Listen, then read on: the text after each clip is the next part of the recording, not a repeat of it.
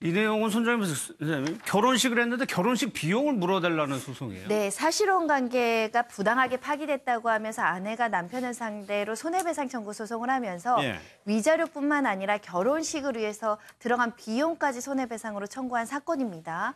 그런데 보통은 이렇게 결혼식 비용이나 이런 것들을 배상받기가 쉽지 않은데 이 사건에서는 인정을 해줬어요. 했습니다. 네. 11월에 결혼을 해서요. 한 5개월 정도 만에 별거에 이르게 되는데 결혼 전부터 도박이나 게임 등의 문제로 남편이 좀 채무가 있었는데 네. 결혼 이후에 고치고 결혼을 했으면 이제 잘 살아가야 되는데 여전히 돈을 탕진하고요. 특히 대출을 받아서 또 주식으로 탕진하면서 도저히 이제 아내로서는 결혼을 유지하기 어려우니 별거를 시작했고 그다음에 이렇게 이제 완전히 파탄에 이르러서 손해배상 청구를 했는데 네. 재판부가 아내의 손을 들어줬습니다.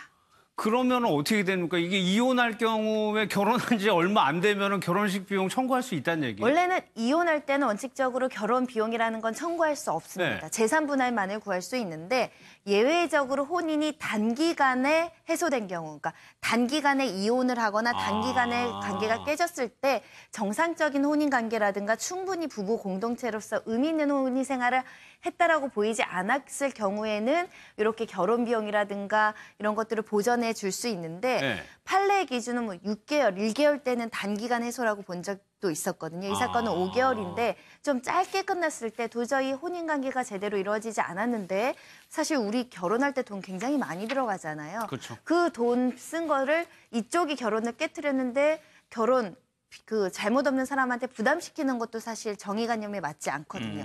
이런 경우에는 결혼을 했으면 결혼을 제대로 할 책임이 남편한테 있는데 그걸 하지 못해서 이렇게 단기간에 깨졌으면 그 책임으로 인해서 피해를 준 배우자한테 배상해라. 결혼식에 들어간 비용 이거 계산해라. 이렇게 판단을 내린 겁니다. 예. 뭐 그래 결과적으로 1,329만 원을 지급하라고 판결을 했습니다.